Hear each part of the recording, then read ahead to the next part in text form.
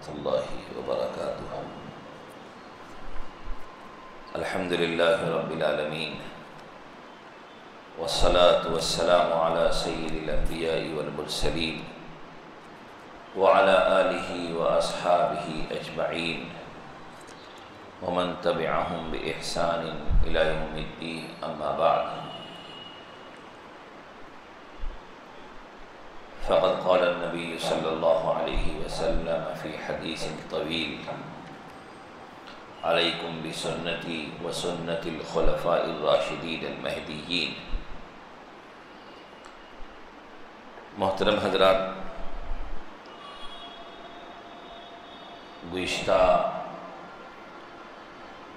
دروس میں بھی یہ بات آئی ہے کہ نبی اکرم صلی اللہ علیہ وسلم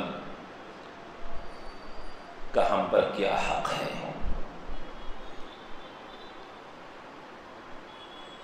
انہیں حقوق کو بڑی جامعیت کے ساتھ اللہ تعالیٰ نے قرآن کریم کی متعدد آیتوں میں بیان کیا ہے۔ اس میں سے ایک تعلیم یہ بھی ہے کہ لَقَدْ كَانَ لَكُمْ فِي رَسُولِ اللَّهِ أُسْوَةٌ حَسَنَةٌ، کہ رسول اللہ صلی اللہ علیہ وسلم کی ذات گرامی میں تمہارے لیے ایک بہترین نمونہ موجود ہے۔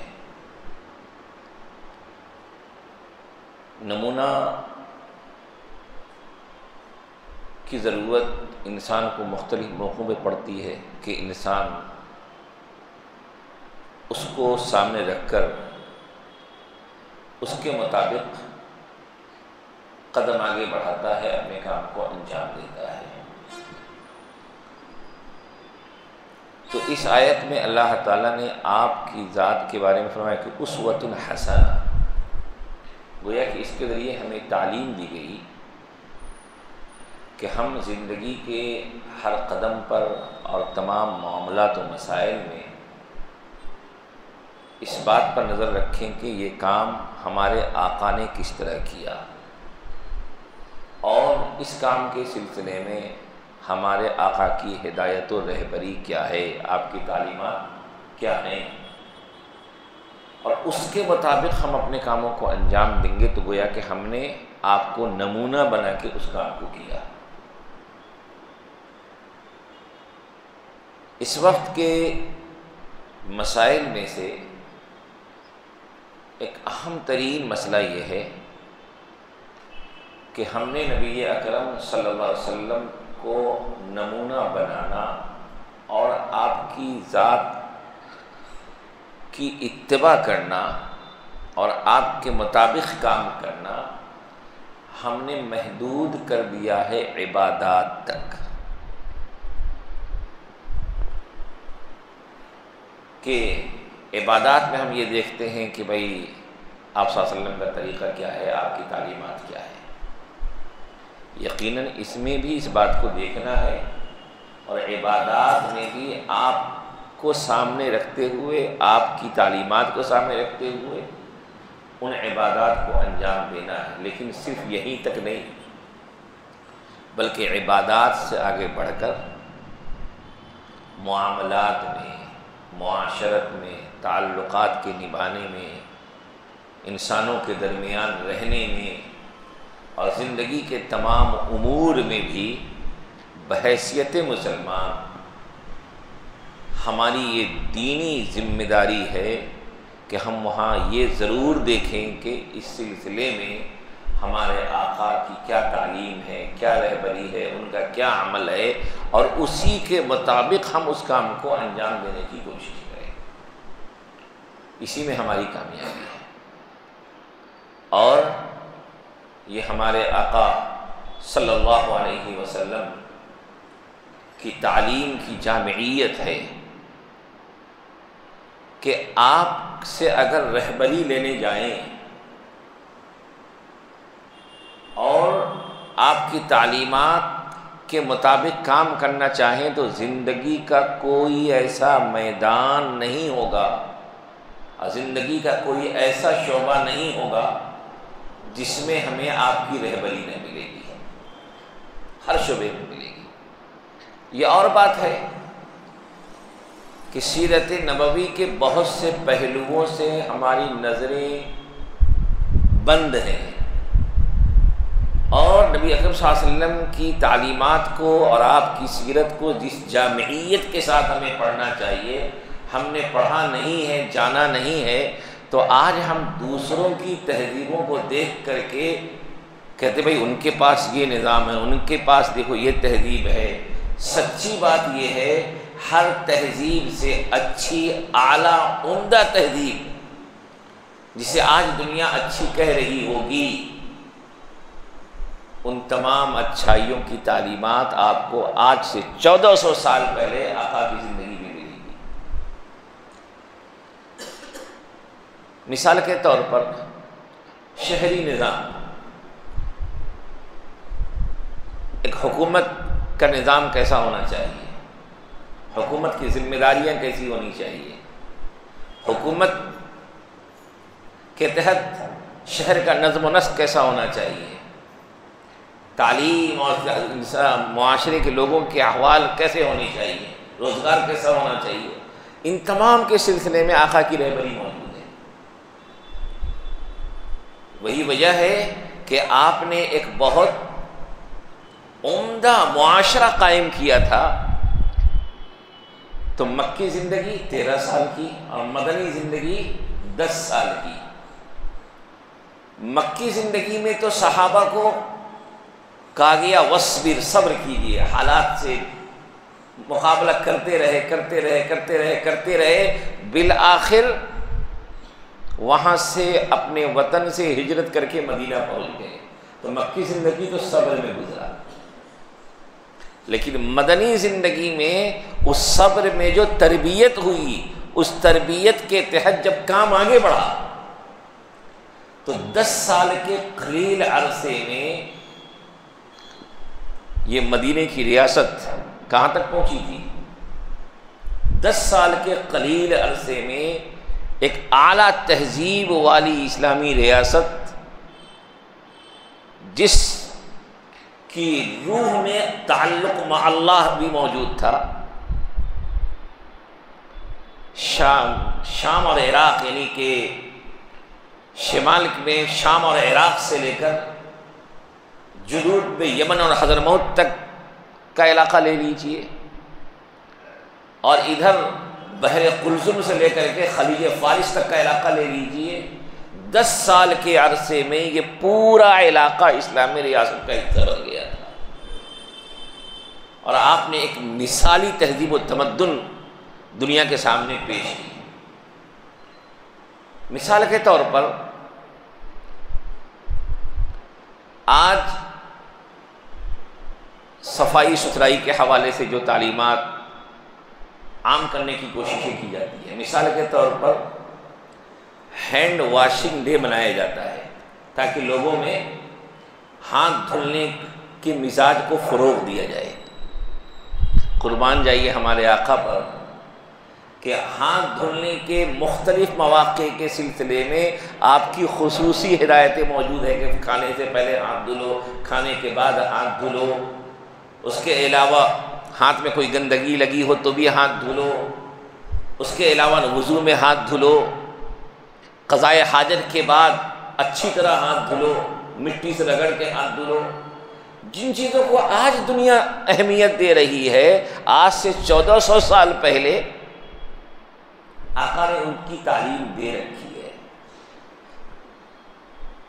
اس شہر کو ترقی یافتہ شہر مانا جاتا ہے، اور شہروں کی ترقی کے لیے ان کاموں کو کیا جاتا ہے کہ شہر کی گلیاں وسیع ہوں، شہر کی گلیاں وسیع ہوں۔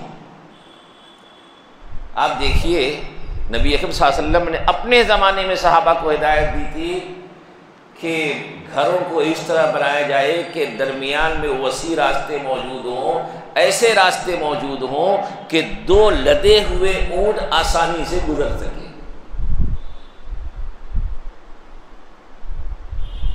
اب اندازہ لگائیے کہ آج ہم دوسروں کی تہذیبوں کو دیکھ کے کہتے ہیں واہ کیا ہے بھائی، یہ ساری چیزیں ہمارے پاس پہلے سے موجود ہیں، ہم نے انہیں جانا نہیں، پڑھا نہیں، اس لیے ہم دوسری چیزوں کو دیکھ کر مرعوب ہو جاتے ہیں. ساری خوبیاں دامن اسلام میں جمع ہیں، سارے کمالات یہاں موجود ہیں، ہم نے جانا نہیں ہے. اسی لیے کہتے ہیں کہ دنیا میں تہذیب کا جو سب سے اعلیٰ سے اعلیٰ معیار ہو سکتا ہے وہ اسلامی تعلیمات میں موجود ہے. مثال کے طور پر آج ملکوں کے قوانین اس طرح بنائے جاتے ہیں کہ بھائی شہری آبادی کے درمیان دھواں وغیرہ پھینکنے والے کارخانے قائم نہ کیے جائیں، ان کو شہر سے باہر کیا جائے. حضرت عمر رضی اللہ تعالیٰ عنہ کے زمانے میں ایک شخص نے مدینے کے درمیان میں ایک بھٹی کھولی تو حضرت عمر نے کہا چلو یہاں سے نکالو اس بھٹی کو، باہر جاؤ، تم لوگوں کی زندگی کو خراب کرنا چاہتے ہو. آبادی سے باہر کیا. آج سیر و تفریح گاہیں بنائی جاتی ہیں. نبی اکرم صلی اللہ علیہ وسلم نے مدینے کے باہر محی النقی کے نام سے ایک تفریح گاہ بنوائی تھی جہاں لوگ جایا کرتے تھے. آج وہ کہا جاتا ہے کہ وہ شہر سب سے اچھا ہوتا ہے جس میں بازار شہر کے درمیان میں ہو. نبی اکرم صلی اللہ علیہ وسلم نے شہر کے مدینہ منورہ کے درمیان میں بازار قائم کروایا تھا.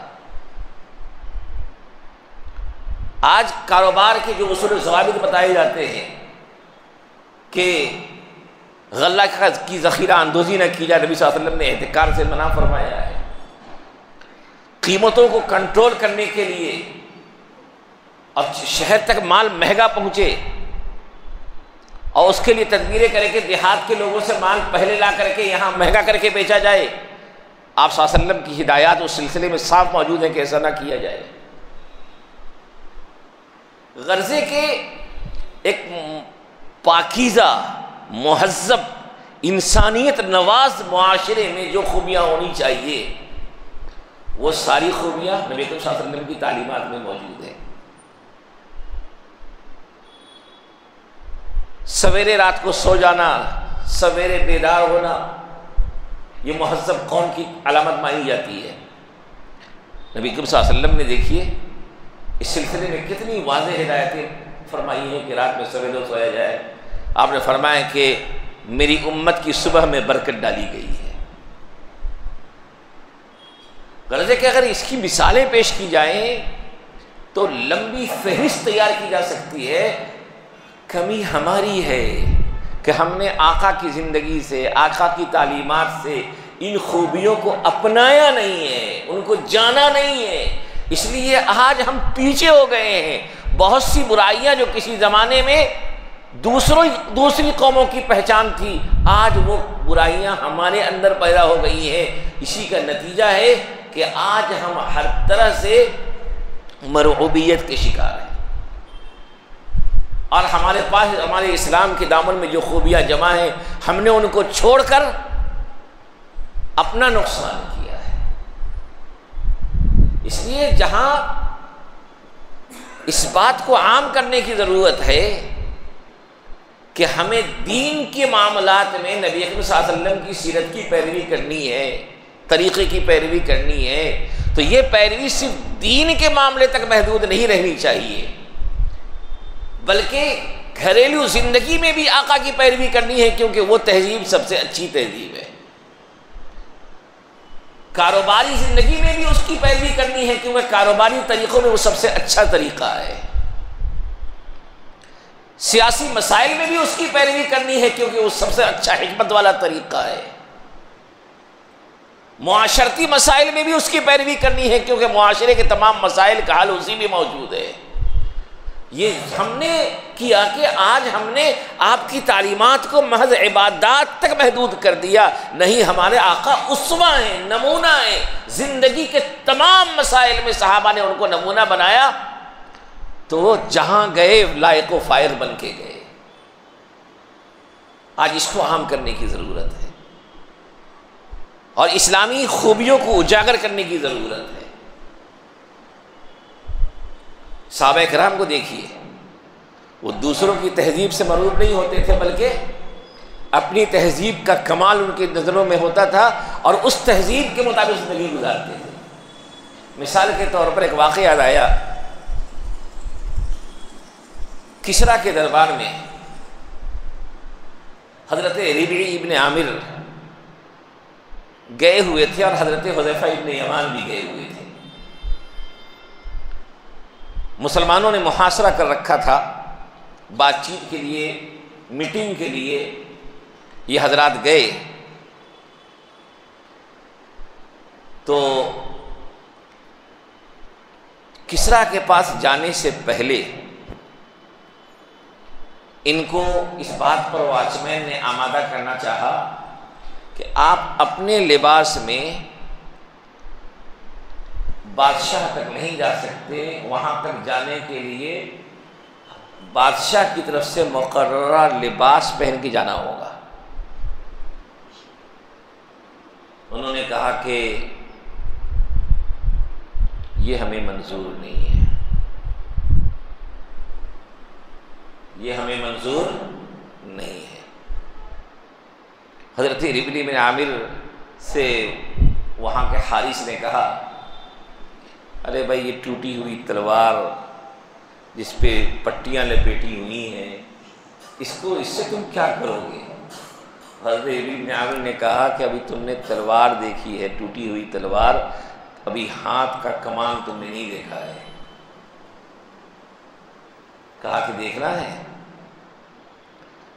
تمہارے پاس جو سب سے مضبوط ڈھال ہو اس کو لاؤ، اور جو سب سے بڑا پہلوان ہو اس کو بلاؤ تاکہ وہ اس کو پکڑ کے ٹھہر سکے۔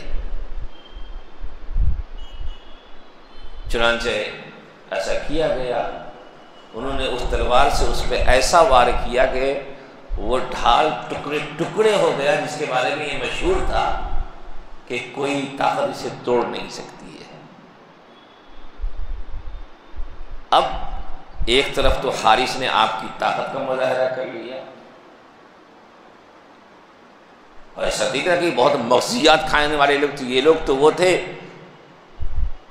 کہ جنگ یرموک کے موقع پر ان کی کیفیت کو دیکھ کر کے غیر مسلم نے کہا کہ عجیب لوگ ہیں، رہبان باللیل و رکبان بالنہار، راتوں میں راہب بن جاتے ہیں کہ اللہ کے سامنے روتے ہیں، گر گراتے ہیں، آوازاری میں لگ جاتے ہیں، اور دن میں شہسوار بن جاتے ہیں۔ ایک عام سی زندگی گزارنے والے لوگ تھے، کبھی کھاتے تھے کبھی بھوکے رہتے تھے، دولت کی فراوانی نہیں تھی، مال کا کوئی نشہ نہیں تھا، لیکن ایمان کی قوت ان کا تو شراع تھا۔